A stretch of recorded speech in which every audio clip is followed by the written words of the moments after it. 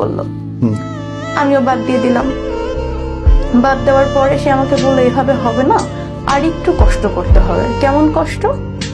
তাহলে আমাকে তখন এই কাজটা অফার করে। কি কাজ? দেহ ব্যবসার কাজে অফার করে, সে ডিরেক্টলি অফার করে। কি বলছে? হ্যাঁ, তখন আমাকে সে ডিরেক্টলি অফার করে, দেখো এভাবে হলে প্রতিদিন আমরা 10,000 টাকা আর্ন করতে পারবো, ইনকাম হবে প্রতিদিন 10,000 টাকা। আমরা 2-3 মাসের ভিতরে আমরা সেটেল হয়ে যেতে পারবো। আমার অনেক দেনাদায়ী কাছে ওইগুলো শোধ হয়ে যাবে, আমরাও সেটেল হয়ে যাব, আমরা তারপরে বিদেশে চলে যাব।